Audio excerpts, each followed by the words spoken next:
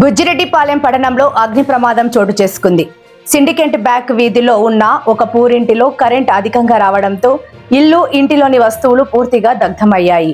అక్కడే ఉన్న కొందరు యువకులు వెంటనే స్పందించడంతో వెంటనే సహాయక చర్యలు చేపట్టారు.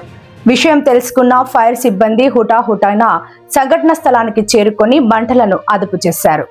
ఈ సందర్భంగా బాధితురాలు లక్ష్మమ్మ మాట్లాడుతూ తాను ఇంట్లో ఉన్న సమయంలో హఠాత్తుగా కరెంటు సప్లై లోడ్ ఎక్కువగా వచ్చినట్టు తెలిపారు.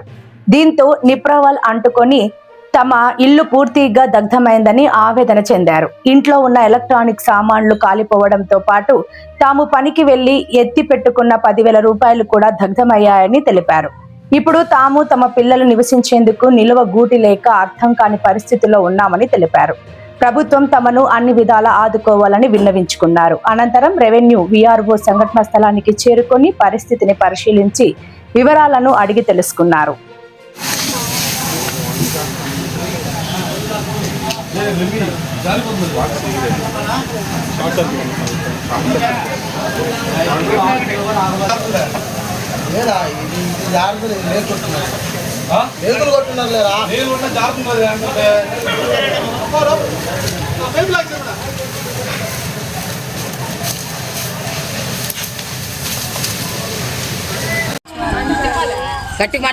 కరెంట్ వచ్చి మంట అంతా వచ్చి దగ్గంటే మంట వచ్చింది. లోపల వేసి చూసుకున్న తలకి మంట అంతా వచ్చేసింది. లోపల వెయ్యి అన్ని ఆరుకున్న తలకి నాకేం శక్తి లేక బయటికి పోయి అందరికీ ఆకలి వేసేసాను.